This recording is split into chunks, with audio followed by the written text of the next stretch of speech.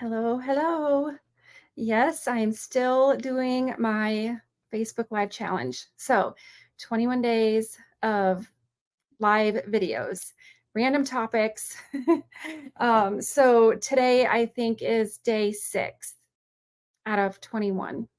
Day 6 out of 21. So, I'm trying to kind of just pick topics that are things that people commonly ask me. So, one of the very common questions that comes up regarding the keto diet is it okay to drink alcohol?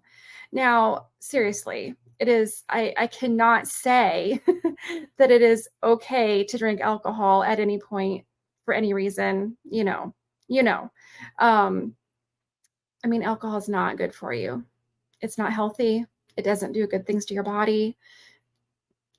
Honestly, I mean, no, we probably shouldn't drink it.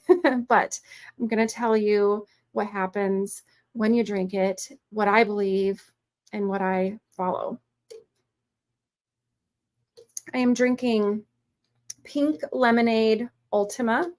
That's why my cup is pink. um, it's an electrolyte drink. It's like, I don't know, I don't like to drink plain water. So I drink a lot of electrolyte drinks that are, like zero carbs and low calorie, all that stuff. I really like Ultima because it tastes really good. That might be just another video that I might do. It might be about the different drinks and supplements that I use. So, anyway, but for today, we are talking about keto and alcohol. And no, it is not okay to drink alcohol. It is not healthy. I am not recommending that anybody drink alcohol. So I just want to make that very clear. Um, However, for some of us, we enjoy to have alcohol once in a while.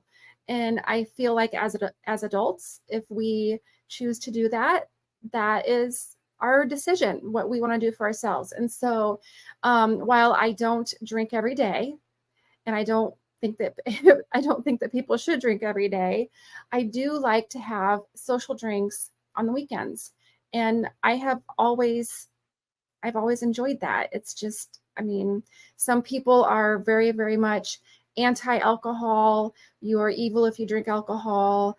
It is, the worst thing in the world. And some people, like me, think that it's, something that if you choose to do it in moderation, then, that's not necessarily a bad thing. As long as, you've got it under control. So what I want to talk about is what happens when you drink alcohol when you're following a keto diet. So, first of all, just a very basic overview of what keto is. For those of you that don't know, keto is a very, very low carb, moderate protein, high fat way of eating. And so, your body has two energy sources. Your body can use carbs for energy, or your body can use fat for energy. So if you're eating both, which is basically the standard American diet, if you're eating lots of carbs and lots of fat, so carbs are the easiest energy source for your body to use. So if you are eating carbs, then your body is going to choose carbs for energy because it's just easy. It's easy to use carbs. So if you're eating carbs and you're eating fat, your body is going to use the carbs for energy and is going to basically store the fat because it has no use for it. So, that's the bad thing about when you're eating high carb and high fat, which again, standard American diet, that's what most people eat. So when you take away the carbs, your body no longer has that option for an energy source. And so when you get rid of the carbs, then your body will transition to using fat for energy. Your body will, it'll use the fat that you eat. It'll use stored fat on your body. It will just use fat for energy. And so when your body uses fat for energy, it produces ketones. And so that's where the name, the ketogenic or keto diet comes from. You release ketones in your body, and honestly, your body loves ketones. It just makes you feel good. The whole purpose for creating the keto diet was to help treat people with brain disorders, because when you have ketones in your body, circulating in your brain loves ketones. And so ketones are very, very good for your brain. So that was kind of, how and why keto actually initially got started. It was being used to treat people with brain disorders. So then they started to realize that there are a lot of other benefits, but we're not talking about that today. I tend to go off on little tangents. So your body is processing the fat for energy, producing ketones. This takes place in your liver. So you can probably see where I'm going with this now. So your liver is responsible for this process. So you're in keto, you're in ketosis, which means you have ketones, your body's producing ketones, and all is good. Your liver is, doing all of this stuff with the fat, and then all of a sudden you drink alcohol. So if you don't know this, which I think a lot of people probably do know this, but alcohol is processed in your liver. So if you drink alcohol, your liver is going to be like, whoa, stop the bus. I need to stop dealing with this fat, stop processing and doing all this stuff with the fat, because now I have alcohol that I need to deal with. So basically, I don't really feel that drinking alcohol is going to necessarily kick you out of ketosis. That's kind of a term that is often used. It's not really that it will kick you out of ketosis, but it will pause your fat burning, because your liver doesn't have time to deal with the fat because it's got to process the alcohol. So it's kind of like a pause on your fat burning in your body. And then once, you get all the alcohol out of your system and your liver's like, okay, we took care of that. All is good. No more alcohol. Okay, now we can go back to doing what we were doing with the fat. So basically, I think that, the important thing to understand is that when you drink alcohol, you're just kind of putting a pause on your fat burning.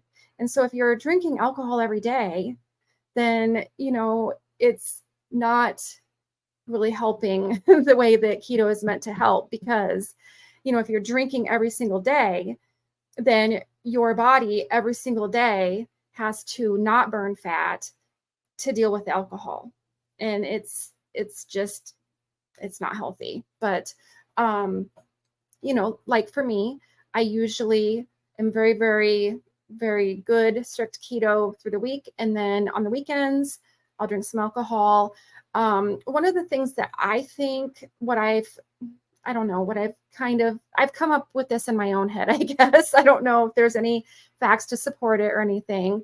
So don't fact check me because this is just what makes common sense in my mind, is that, like on the weekends, if I'm going to drink alcohol, then I feel like my goal would be maybe to eat less fat because, if I'm drinking alcohol on the weekends and my body is having to deal with the alcohol, it doesn't have time to deal with the fat. So I feel like my goal is kind of to just try to eat lean protein and not as much fat on those days, because my body doesn't have, the ability to deal with both. So, I don't know if that's true. I don't know if that's a real thing, but that is what makes sense in my mind, that if my body's not going to be able to process fat, then I probably shouldn't be eating a lot of fat on those days. So, and then there's, always the other issue whenever, if you drink alcohol, a lot of alcohol, it does kind of impact your ability to make smart decisions, as many of us know. And so, when you are drinking, you might be more likely to eat foods that are off plan. You might be like, oh my God, I'm so hungry. Normally I would, not eat this stuff, but right now it just sounds so good and I'm just going to eat it. So that's the other, side. That's the other side of that.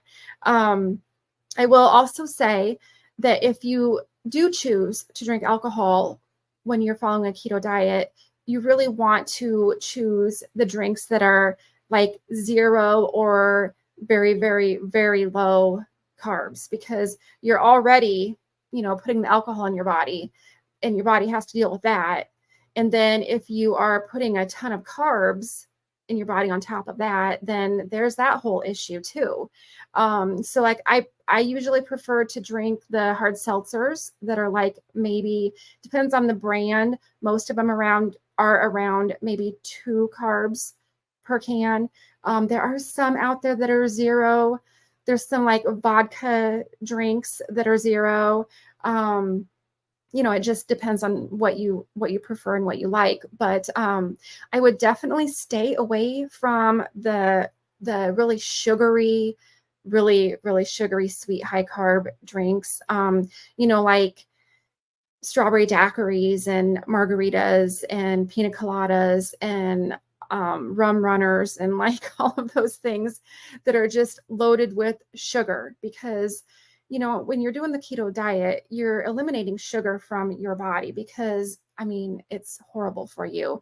And so the last thing that you want to do is just destroy all of the progress that you've made by putting a whole bunch of sugar in your body, because then your body's going to be dealing with, oh my God, I haven't had sugar in, all this time. And now, oh my God, I feel sick and horrible. And it's a bad idea. So try to stay away from the really, really sugary drinks. They are not going to make you feel good, because if you load up on all that sugar, all the carbs, all that stuff, so then if you do that, then once your body is, done with the alcohol, then you've got all of this, sugar that you got to deal with now too.